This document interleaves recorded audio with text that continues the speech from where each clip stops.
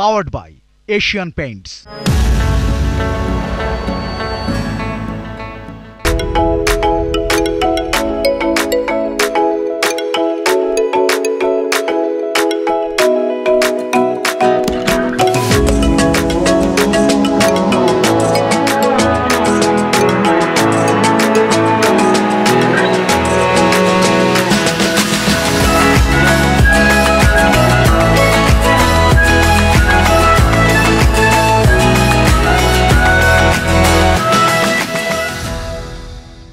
প্রিয় দর্শক, স্বাগত জানাচ্ছি নির্মাণ রসায়ন অনুষ্ঠানে পাওয়ার্ড বাই এশিয়ান পেইন্টস।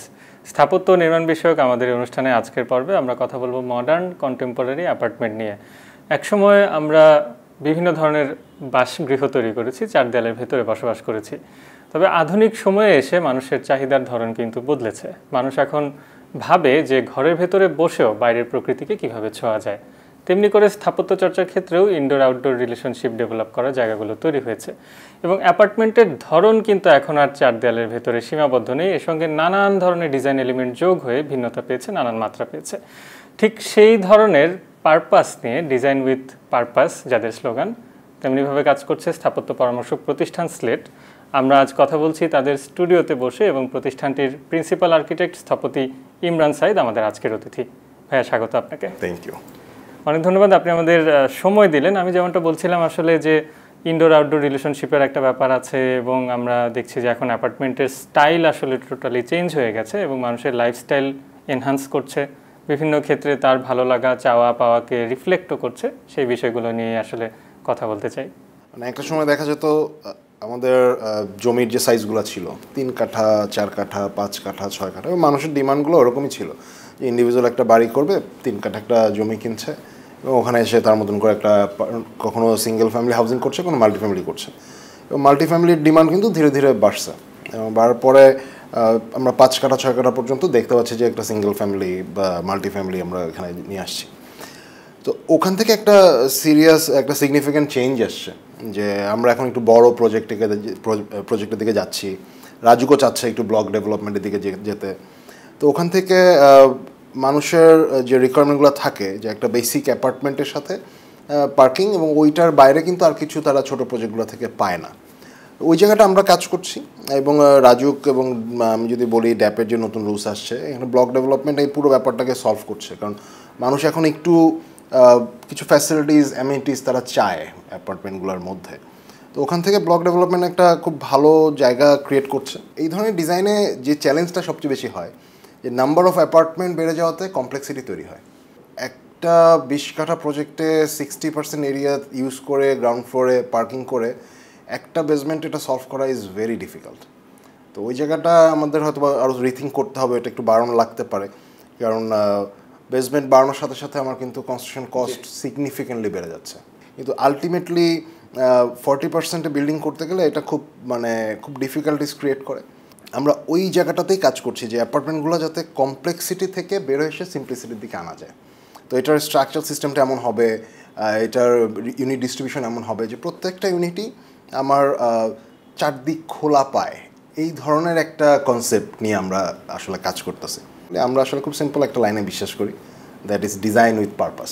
মানুষের প্রথম দিকে চাহিদা কেমন ছিল যে আমি বাসায় একটা বড় রুম চাই এবং একটা কন্টেইনড স্পেসে এসে বসবাস করেছে, কিন্তু সময়ের সাথে সাথে আমরা যেমন দেখছি ভালো লাগার ধরনও বদলাচ্ছে। যেমন ইনডোর আউটডোর রিলেশনশিপে মানুষ এখন বেশি ফোকাস করছে, বাইরে আমরা প্ল্যান্টার বক্স তৈরি করছি, দূরে হরাইজনটাকেও নিজের বাসার ভেতর নিয়ে আসছি। তো এই যে আপনি একটা কমপ্লেক্স অ্যাপার্টমেন্ট যখন সলভ করছেন, অনেকগুলো ইউনিট বিভিন্নভাবে ছোট ছোট বক্স হয়ে তৈরি হচ্ছে, বিভিন্ন লেয়ারে টেরাস এবং ভেতরে কমিউনিটি স্পেস। তো এই যে ইন্টারাকশনটা তৈরি হওয়া, সেটা কি আমরা আমাদের ব্লক ডেভেলপমেন্টের কনসেপ্টে সব ক্ষেত্রে দেখছি কি না? কারণ অন্যান্য জায়গায় যেমন কাজ হচ্ছে, বা একসময় তো আমরা গেটেড কমিউনিটি হাউজিং অনেক দেখেছি, মাঝে একটা খোলা জায়গা, একটা ড্রাইভওয়ে আছে, সেখানে হয়তো বাচ্চারা খেলছে। কিন্তু নতুন ধরনের যে হাউজিং টাইপোলজি আপনি তৈরি করছেন, সেখানে আসলে ইন্টারাকশনটা কেমন দেখছেন এখন? আমরা আসলে যেভাবে চিন্তা করি বা মানুষ যেভাবে একটা অ্যাপার্টমেন্ট ইউজ করে, আমরা হয়তো চিন্তা করি যে আমি যদি একটা স্টোরি বলি যে আমি অফিস থেকে বাসায় ফিরলাম, গ্রাউন্ড ফ্লোরে নামলাম, লিফটে উঠলাম, বাসার কাছে গেলাম, দরজা খুললাম, বাসায় চলে গেলাম। This is the life, this is the basic life. আমরা এই যে স্টোরিটা অ্যাপার্টমেন্টের ভিতরে না, বাসায় তার গাড়ি থেকে নামা থেকে শুরু করে তার অ্যাপার্টমেন্টের দরজা পর্যন্ত আমরা একটা স্টোরি ক্রিয়েট করতেছি। আমরা ওইখানে স্পেসের ট্রান্সফরমেশন নিয়ে কাজ করছি, ওখানে তার মেমোরিজ ক্রিয়েট করার চেষ্টা করতেছি। সো ওই স্পেসগুলো আমাদের কাছে খুব ইম্পর্টেন্ট।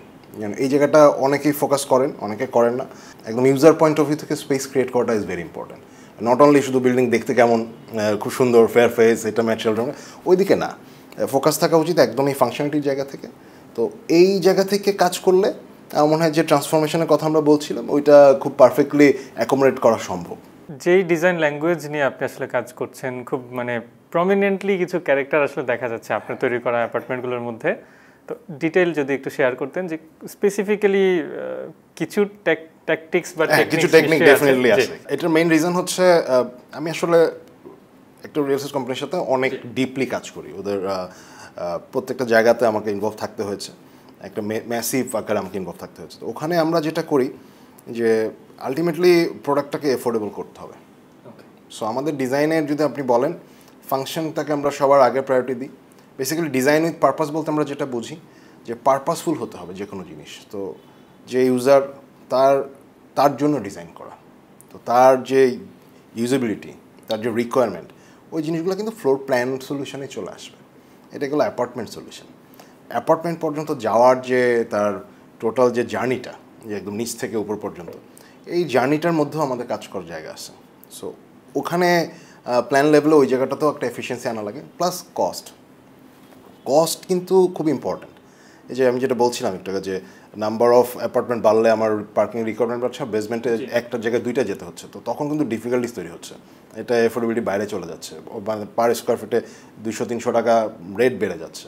তো এটা কিন্তু একটা বড় চ্যালেঞ্জ আমাদের জন্য, বিশেষ করে ব্লক ডেভেলপমেন্টের জন্য। সো এখানে যদি আমরা একটা ফ্লোর প্ল্যানে আসি, সবচেয়ে লেটেস্ট প্রজেক্ট 30 কাঠা একটা প্রজেক্ট, লংগেস্ট লেন্থ যেটা ল্যান্ডের, এটা ওয়েস্টের দিকে, শর্টেস্ট লেন্থটা হচ্ছে সাউথের দিকে। এখানে টোটাল 72টা অ্যাপার্টমেন্ট। তো আমরা যখন এই প্রজেক্টটা পাই, আমাদের ফার্স্ট প্রায়োরিটি ছিল যে আমরা প্রত্যেকটা অ্যাপার্টমেন্টের প্রায়োরিটি হাই করবো, ডিমান্ড হাই করবো, যে কীভাবে করা যায়। তো আমরা এখানে 4টা ইউনিট পার ফ্লোর। আমরা এখানে যেটা করি, মাঝখানে একটা 25 ফিটের গ্যাপ ক্রিয়েট করি।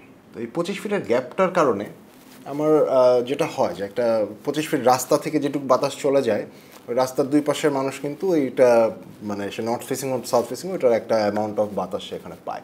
আমাদের এই যে কনসেপ্টটা, এটাকে 4 ভাগে ভাগ করা এবং মাঝখানে একটা বড় স্পেস ক্রিয়েট করা, যেটার কারণে কিন্তু ওই যে নর্থ ওয়েস্ট বলে যে অ্যাপার্টমেন্টটা ছিল, তো ওইটাকে যদি ইন্ডিভিজুয়ালি চিন্তা করি, ওর আর নর্থ এটা না, এটা ওয়েস্ট না, ওর এই অ্যাপার্টমেন্টের কিন্তু এই দিকটা ওর ইস্টে সে 25 ফিট রাস্তার মতন একটা খোলা জায়গা পাচ্ছে। এবং এই যে বাতাসটা আমরা এখানে পাস করাচ্ছি, এমনি কোথাও আটকাচ্ছে না, এটা একদম ফ্রি ফ্লোয়িং একটা স্পেস। আমরা ফ্লোর প্ল্যানে দেখলে এটা আরও ক্লিয়ারলি বুঝতে পারবো। আর এছাড়া গ্রাউন্ড ফ্লোরে এখানে আমাদের রিকোয়ারমেন্ট যেটা ছিল যে যতটা সম্ভব ওপেন করা। আমাদের আসলে আমরা মানে বেঙ্গল থেকেও তো অনেক কিছু শিখি, বেঙ্গল আর্কিটেকচার থেকে। তো ওখান থেকে মোস্টলি এটা রিয়েল এস্টেট প্রজেক্ট বলে আমরা যেটা করেছি যে বেসিক কিছু জিনিসপত্র রেখেছি একদম অপটিমাম লেভেলে, কারণ কস্ট ডেফিনেটলি একটা ইম্পর্টেন্ট ইস্যু। বাট এমন না যে কস্টের জন্য আমরা কিছু কম্প্রোমাইজ করছি। আমরা এখানে খুব সস্তাই বলবো, খুবই সস্তা ওয়েতে খুব দামি কিছু স্পেস ক্রিয়েট করছি, যেটা আমাদের অটোমেটিক্যালি ক্রিয়েট হয় বিকজ অফ দ্য স্টাইল, আমরা যে স্টাইলে প্ল্যানটা করি ওইটার কারণে। সো এখানে যে প্ল্যানিং লেভেলে যে সিম্পলিসিটি আছে, ওইটার কারণে বেশ কিছু স্পেস আমাদের এখানে ক্রিয়েট হয়, যেটা আসলে এইখানে যে 72টা অ্যাপার্টমেন্ট থাকবে, ওনাদের যে লাইফস্টাইল এবং বিভিন্ন সময়ের যে লাইফস্টাইল, আপনার বছরের বিভিন্ন সময় বিভিন্ন রকম ডেফিনেটলি ওয়েদার বিষয় আছে, আমাদের কালচারের বিষয় আছে, এনভায়রনমেন্টের বিষয় আছে, তো সব মিলে লাইফটাই সেলিব্রেট করার জন্য বেশ কিছু স্পেস আমরা এখানে ক্রিয়েট করি। এখানে আমরা যদি বলি যে পানি, মাটি, বাতাস, আলো, এই প্রত্যেকটা এলিমেন্টকে যাতে সে প্রত্যেকটা কর্নার থেকে ফিল করতে পারে, ওই ধরনের একটা এনভায়রনমেন্ট আমরা প্রথম 2-3টা ফ্লোরে যে জার্নিটার কথা বলছিলাম, গাড়ি থেকে নেমে অ্যাপার্টমেন্টে যাওয়ার পর্যন্ত যে জার্নিটা, ওইটা এখানে সে সেলিব্রেট করতে করতে যেতে পারবে। এবং এটা ইন্ডিভিজুয়াল 2টা টাওয়ার হিসাবে আছে। প্রত্যেকটা ফ্লোরে কিন্তু একটা ব্রিজ কানেকশন আছে এখানে, যেটা বেসিক্যালি আমাদের কমিউনিটি স্পেস হিসাবে ওয়ার্ক করবে, আবার ফায়ার সেফটির জন্য এটা আলাদাভাবে একটা অ্যাডভান্টেজ অ্যাড করবে। এটা ছাড়া আমাদের অন্যান্য ফিচার যেমন থাকে, সুইমিং পুল বা অন্যান্য কিছু ল্যান্ডস্কেপিং আমরা ছাদে এখানে করেছি। সো এইটা আমাদের একটা স্কিম, কতগুলো দেয়াল না, এখানে লাইফস্টাইল এনহ্যান্সমেন্টের জন্য নানান রকম এলিমেন্ট আসলে চলে আসছে এবং মানে আপনার ডিজাইন ল্যাঙ্গুয়েজের কারণে বাই প্রোডাক্ট হিসেবে বিষয়গুলো ডেভেলপ করে যাচ্ছে। ওকে, ডিটেল নিয়ে তাহলে আমরা কথা বলতে পারি। আমরা ডিটেল নিয়ে আসি। তো আমাদের গ্রাউন্ড ফ্লোরটা যদি দেখেন, মোস্ট অফ দ্য স্পেস কিন্তু ওপেন, মানে এনক্লোজড এরিয়া কিন্তু আমাদের আসলে এতটুকু, এবং এখানে লিফট লবিটা আপনি যদি আমি একদম পুরো হাতও রাখি এতটুকু এবং এতটুকু জায়গা বাদে, বাদ বাকিটা পুরোটাই ওপেন, সেমি আউটডোর, মানে কিছু আছে একদম ওপেন টু স্কাই, কিছু সেমি আউটডোর দেন ইনডোর। সো ওই ট্রানজিশনটা আমরা খুব সুন্দরভাবে এখানে কাজ করেছি। আর এরপরে যদি আমি একটু ফার্স্ট ফ্লোরে যাই, এটা মেজরিটি অংশ ইজ ওপেন, যেহেতু এখান থেকে এন্ট্রি আছে, এখানে ডাবল হাইট এন্ট্রি করা, এদিক থেকে এক্সিট ছিল নিচে, এবং এখানে নিচে আমরা একটা লাউঞ্জ পেলাম, এটার উপর একটা ছোট্ট লাইব্রেরি করেছি আমরা এখানে। এই লাইব্রেরি থেকে আবার আপনি বের হয়ে এসে এই যে নিচের যে স্পেসটা ছিল এখানটা কিন্তু নেমে আসতে পারছেন। সো আপনি ফার্স্ট ফ্লোর ফিল করবেন না, এটার সাথে আপনি মোটামুটি কানেক্টেড থাকবেন গ্রাউন্ডের সাথে, খুব সুন্দর একটা সার্কুলার স্টেয়ার দিয়ে নামতে পারবেন। আর এই জোনটা যেটা আমরা বলছিলাম, এখানে একটা কমিউনিটি হল আছে, এটার আলাদা সার্ভিস এন্ট্রি আছে, পেন্ট্রি আছে। সো এটা একদম সেলফ সাফিসিয়েন্ট, এখানে বাইরের গেস্ট যেহেতু আসতে পারে তারা এসে এখান থেকেই কিন্তু বের হয়ে যাচ্ছে। সো একদম অ্যাক্সেস দেওয়া লাগছে না উপর পর্যন্ত। রুফটাতে আমরা যেটা করেছি যে পুরো জিনিসটা কানেক্টেড, অন্যান্য ব্রিজ লেভেলে কানেকশন ছিল, এখানে আমরা পুরোটা কানেক্টেড করেছি। একটা zone completely infinity swimming pool, এখানে যে জায়গাটা আসছে এটা পুরোটাই ওপেন স্পেস। আমরা কিন্তু বড় ছাদটাকেও আমরা সেগ্রিগেট করেছি তিনটা ভাগে, চারটা ভাগে একটা সুইমিং পুল, এবং বাকি তিনটাতে কিন্তু আমরা সিমিলার ফ্যাসিলিটিস দিচ্ছি। কারণ 72টা মানুষ একসাথে, 72টা ফ্যামিলি একসাথে প্রোগ্রাম নাও করতে পারে, ছোটো ছোটো ডিফারেন্ট প্রোগ্রাম হতে পারে। ওই ফ্যাসিলিটিসের জন্য আমরা জোনগুলোকে আলাদা আলাদা একটু প্রাইভেসি সহ, বা ছাদ থেকে সে মোটামুটি 360 ডিগ্রি ভিউ পাবে। আর এটা 300 ফিট থেকে এত কাছে, 20 তলা একটা বিল্ডিং, তো এইখানে দাঁড়ালে আসলে 300 ফিটের যে মানে সুন্দর রাস্তাটা পুরোটা এনজয় করতে হবে। টিপিক্যাল ফ্লোর প্ল্যানের ক্ষেত্রে যেটা আছে, যে আমরা ফার্স্টে বলেছি যে আমরা কিন্তু 4টা ইউনিটকে একদম সিমিলার প্ল্যান চারদিকে আমরা ডিস্ট্রিবিউট করেছি। যে কোনো প্রজেক্ট, যে কোনো সাইটের ক্ষেত্রেই আমরা একটা সিমিলার স্ট্রাকচারাল গ্রামার আমরা ইউজ করি। একটু ওপেন প্ল্যান কনসেপ্ট আমরা পছন্দ করি, আমরা ওইটা প্র্যাকটিস করি, যাতে কাস্টমার যারা এখান থেকে কিনবে অথবা যে বানাবে, একদম আসলে রিয়েল এস্টেট প্রজেক্টে এন্ড ইউজারকে তো পাওয়া যায় না, তো আমরা একটা জেনেরিক ফ্লোর প্ল্যানই ডেভেলপ করি। তো সেক্ষেত্রে যেটা হয় যে এখানে ওপেন প্ল্যানই আমাদেরকে সবচেয়ে সাকসেসফুল প্রজেক্টগুলোকে সাকসেস পেতে হেল্প করে। আমরা মূলত যে আলাপটা করলাম সেটা তো ঢাকা শহরের ক্ষেত্রে রিয়েল এস্টেট নিয়ে যারা কাজ করছে, একটু মডার্ন কন্টেম্পোরারি অ্যাপার্টমেন্টের ক্ষেত্রে। কিন্তু আসলে আমাদের তো জনসংখ্যা সারা দেশ জুড়েই বাড়ছে, আমাদের খোলা জমি জায়গার পরিমাণ কমে আসছে। তো কেবল ঢাকা বা রাজুক আওতাধীন এলাকায় না, আমাদের অন্যান্য জায়গায় হয়তো ব্লক হাউজিং এর দিকে যেতে হবে। তো সেক্ষেত্রে আমরা তো দেখছি যে একই পরিমাণ জমি আরো অনেকের হাতেই আছে বা অনেকের কাছে আছে। তো তারা যদি কোনো ধরনের আবাসন প্রকল্প তৈরি করতে চান, সেক্ষেত্রে কি পরামর্শ দেবেন আপনি? আমার ফার্স্ট যে চ্যালেঞ্জটা আমরা ফেস করি ঢাকার বাইরে, আমরা রিসেন্টলি বেশ কিছু প্রজেক্ট নিয়ে আলাপ চলছে আমাদের, কুমিল্লাতে, ফেনীতে, খুলনায়, এবং তারা বেশ বড় প্রজেক্ট ডেভেলপ করতে চাচ্ছে, 20 কাঠা 30 কাঠা। কিন্তু যেহেতু ব্লক ডেভেলপমেন্টটা ওখানে নাই, সো আরেকটা চ্যালেঞ্জ হচ্ছে ইন্টেনশন। মানে ঢাকার বাইরের সবচেয়ে বড় চ্যালেঞ্জ হচ্ছে ওনাদের ইন্টেনশনই থাকে ভায়োলেট করা। যেমন আমার কাছে যখন আসে, ওনারা বলে যে আমি এটা মানতে চাই না, বা আমি এখানে কতটা আপনি আমাকে ওয়ার্কিং ড্রয়িংয়ে দিবেন আর কতটুকু আপনি আমাকে অথরিটিতে দিবেন। তো ওই ধরনের প্রজেক্ট আমরা ইউজুয়ালি করি না।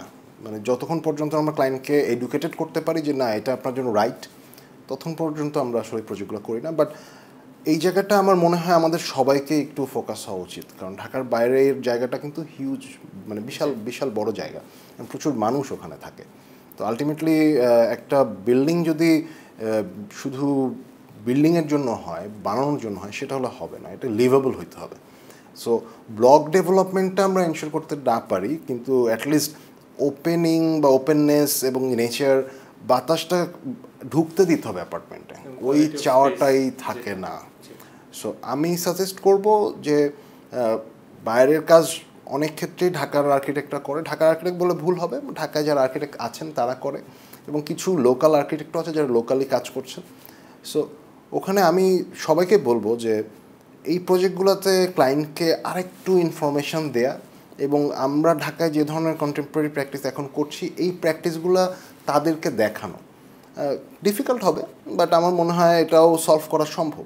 তবে আরেকটু মনে হয় আমাদের অথরিটি জায়গা থেকে একটু স্ট্রিক্ট হতে হবে, কারণ প্রচুর ভায়োলেশন হচ্ছে ঢাকার বাইরে। এবং আমরাও প্রত্যাশা করি এই সচেতনতার জায়গাটা ধীরে ধীরে তৈরি হোক, বিশেষ করে আপনি যে কোয়ালিটি অফ স্পেস নিয়ে কথা বললেন।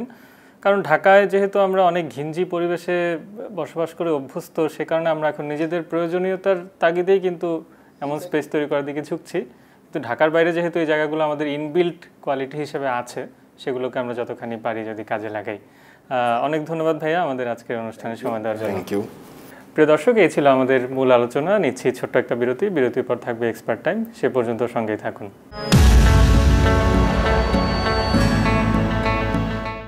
Powered by Asian Paints. Powered by Asian Paints. প্রিয় দর্শক, বিরতির পর নির্মাণ রসায়ন অনুষ্ঠানে আরও একবার স্বাগত জানাচ্ছি। এবারে থাকছে এক্সপার্ট টাইম।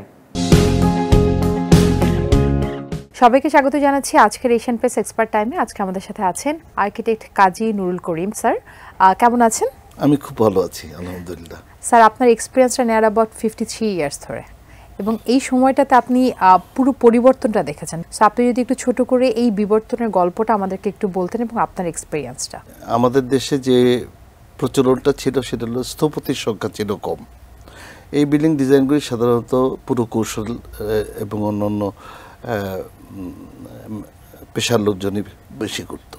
কিন্তু স্বাধীনতা উত্তর বাংলাদেশে স্থাপত্যের একটা প্রভাব এই সমস্ত ইমারত নির্মাণ মানে বিষয়ে চলে আসে। শুরুটাই যেভাবে হয়েছিল যে ইটের উপর ইট গেঁথে দালান তৈরি করবার যে প্রবণতা, সেটা আস্তে আস্তে প্রয়োজনের তাগিদেই দেখা গেল যে ইট থেকে কংক্রিট, কংক্রিট থেকে আরও বিল্ডিং মেটেরিয়াল চেঞ্জ হচ্ছে। এই যে পরিবর্তন আমরা আজকে দেখতে পাচ্ছি, আজকে যেখানে আছি বিয়ন্ড দি লিমিট যেতে পারছি, এগুলি আসলে বিল্ডিং ডিজাইনের ক্ষেত্রে বিল্ডিং মেটেরিয়ালের অবদান অনেকখানি। এই যে একটা টাইম, লম্বা একটা সময়, এর মাঝখানে কোন কাজগুলো বেশি করা হয়েছে? আমাদের দেশে তো আগে শিল্প কারখানা ছিল না। আমরা আগে প্রথমে একতলা বাড়ি করতাম, তারপর দেখা গেল এগুলি ওয়াক আপ 5 স্টোরির 5 তলা পর্যন্ত হচ্ছে, তারপরে আস্তে আস্তে কন্ডোমিনিয়াম হচ্ছে বিভিন্ন জায়গায়। আস্তে আস্তে যখন আমাদের শিল্পায়ন শুরু হলো, তখন দেখলাম যে বিভিন্ন ধরনের শিল্প কারখানা এগুলিও তৈরি হচ্ছে। তারপর ইনফ্রাস্ট্রাকচার ডেভেলপমেন্ট হচ্ছে, রাস্তাঘাট, ব্রিজ, কোনোটাই কিন্তু আজকে আর মানে আমাদের চর্চার বাইরে নাই। তো দীর্ঘ এই সময়, এই অর্ধ শতাধিক বছর এই পেশায় থাকাকালে আমি তো দেখছি যে করিনি এমন কোনো কাজ নাই। যে কোনো কাজই আমার কাছে আসুক, তা সে ছোটই হোক আর বড়ই হোক, আমি মনে করি যে একজন স্থপতি তার পেশা যদি যথার্থভাবে কাজ করতে চায়, তাহলে সেখানে প্রত্যেকটা কাজেই কিন্তু এক ধরনের আনন্দ আছে। বিল্ডিং ম্যাটেরিয়াল একটা ইম্প্যাক্ট আছে এই যে নতুন টেকনোলজি এবং নতুন যে মডার্ন বিল্ডিংগুলো হয় সেটার সাথে। সো এই জায়গাটাতে যদি আমরা একটু রেসিডেন্সিয়াল প্রজেক্ট এবং আমরা যদি বলি আসলে ফ্যাক্টরি যে প্রজেক্টগুলো হবে, ইন্ডাস্ট্রিয়াল যে প্রজেক্ট হয় বা অন্যান্য যে প্রজেক্টটা আছে, সেখানে এই যে বিল্ডিং ম্যাটেরিয়ালের একটা ইম্প্যাক্ট এবং ডিজাইনের ক্ষেত্রে এটা আসলে কিভাবে আপনি দেখছেন, মানে এবং কি চ্যালেঞ্জ আপনি আসলে এখানে ফেস করেন কাজ করতে গেলে? তা এখন তো চ্যালেঞ্জটা কমে গেল বলা যায়। বিল্ডিং বা রেসিডেন্সিয়াল বিল্ডিং বা হসপিটাল বিল্ডিং বা একটা এয়ারপোর্ট সার্ভিস বিল্ডিং, যে সমস্ত জায়গায় মানে মানুষের জন্য ব্যবহার হয়, সাধারণ মানুষের জন্য, এই প্রত্যেকটা নিজস্ব একটা ক্যারেক্টার আছে। সেই ক্যারেক্টার অনুযায়ী কিন্তু আসলে বিল্ডিং ম্যাটেরিয়াল চুজ করার প্রশ্ন আসে। সেই ক্ষেত্রে আমাদের নতুন নতুন প্রযুক্তি, নতুন নতুন বিল্ডিং মেটেরিয়াল, এগুলি আসলে আমাদেরকে সহায়তা দিচ্ছে। তার মধ্যে রঙও একটা বড় একটা জায়গা হয়তো বা ভূমিকা পালন করে। প্রত্যেকটা বিল্ডিং বা প্রত্যেকটা প্রজেক্ট করতে গেলে এক একটা গল্প আপনাদেরকে জানতে হয়, ক্লায়েন্টের প্রোফাইল এবং আদার থিংস। সো এই জায়গাগুলোতে রঙের যে শেডটা থাকে, সেই শেডটাকে কোনোভাবে যখন ফাইনাল ডিজাইন করে ফেলেন, তখন কি আসলে কোনোভাবে ইম্প্যাক্ট ফেলে যে দেখতে কেমন হবে বা আসলে এটার ইউজারটা কেমন হবে? সেক্ষেত্রে কি কোনো ধরনের ইম্প্যাক্ট করে? রঙের দুইটা দিক আছে। একটা দিক হলো এর হিউ, মানে রঙটা কীরকম, সাদা না কালো নাকি নীল নাকি হলুদ, এইটা যেমন একটা গল্প। আর একটা গল্প হলো কম্পোজিশনটা কী। কেমিক্যাল কম্পোজিশনটা কি।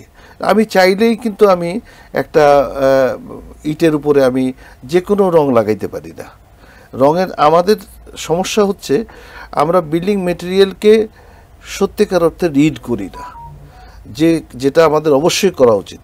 রং নির্ধারণ করার সময় রঙের শুধুমাত্র রংটা দেখে কিনবেন না, এর যে কেমিক্যাল কম্পোজিশন আছে, কোনটার উপরে লাগানো উচিত, কি লাগানো উচিত, সেটাও কিন্তু খুব জরুরি। আমরা সব রঙের পেছনেই কিন্তু একটা আন্ডার কোট ব্যবহার করি। এই আন্ডার কোটের ব্যাপারে আমি এটা অনেকটা বলা যায় যে একটা রিভলিউশন এর মতো আর কি। আমার কাছে আমার মনে হয় যেন আমরা একটা ধারণা যে স্টিল, যে কোনো স্টিল মেম্বারের উপর একটা রেড অক্সাইড লাগাই দিই, কিন্তু আসলে রেড অক্সাইড কি কোনো আন্ডারকোট দিচ্ছে আমাকে? না, কারণ অক্সাইড যেখানে আছে সেখানেই করোশন আছে। এই বেস প্রিপারেশনটা হলো রঙের যে পরিসমাপ্তি, যেটা দিয়ে আমরা উপরের প্রলেপটা দিই, তার চাইতে কিন্তু আন্ডারকোটটা বেশি ইম্পর্টেন্ট। সারফেস প্রিপারেশন যদি আমরা বলে থাকি, সারফেস প্রিপারেশন থেকে শুরু করে তোমার ওটার প্রত্যেকটা লেয়ার এবং চিন্তা করতে হবে। চিন্তা না করে যদি আমি যে কোনো রং লাগাই দিই, সেটার কালার মানে হিউ যাই হোক, এটার বাইরের যে রূপটা আছে, যেটা আমরা বলছি, যেটা আমরা গল্পে বলছিলাম, যেটা একটা গল্প তৈরি করে, নিশ্চয়ই গল্প তৈরি করে, কিন্তু আমি প্রপারলি যদি ব্যবহার করি, এবং সেটা সাস্টেনেবিলিটিরও প্রশ্ন আছে, যে আমি যে প্রপারলি যদি সারফেস প্রিপারেশনটা না করি, সেই ক্ষেত্রে কিন্তু আমি যে যত দাম দিয়েই রংটা ব্যবহার করি না কেন, আলটিমেটলি গল্পটা কিন্তু অল্প দিনে শেষ হয়ে যাবে। স্যার, আপনার এই এত ব্যস্ততার মধ্যে আমাদেরকে সময় দিলেন, আমাদেরকে অনেক ডিটেল ব্যাপার অনেক এক্সপ্লেন করে বললেন, ধন্যবাদ আপনাকে। তোমাকেও ধন্যবাদ আমাকে এখানে বলবার জন্য। আমার মনে হয় যে আমাদের আসলে অনেক বড় দায়িত্ব আছে, সবাইকে আসলে বোঝানো যে আসলে কি করা উচিত, কি কাজটা, কোন কাজটা সঠিকভাবে করা উচিত। দর্শক, আজকে আমরা এই ডিটেইলে ডিসকাশন করলাম বিল্ডিংয়ের অনেকগুলো খুঁটিনাটি ব্যাপার নিয়ে, এবং আশা রাখছি এই ডিসকাশন আপনাদের ডিসিশন মেকিংয়ে হেল্প করবে। এই ছিল আমাদের আজকের অনুষ্ঠান। আপনার যদি কোনো প্রশ্ন, মতামত বা পরামর্শ থেকে থাকে, জানাতে পারেন স্ক্রিনে দেখানো ইমেল ঠিকানার মাধ্যমে। ভালো থাকুন, সুস্থ থাকুন, এটিএন নিউজের সঙ্গেই থাকুন।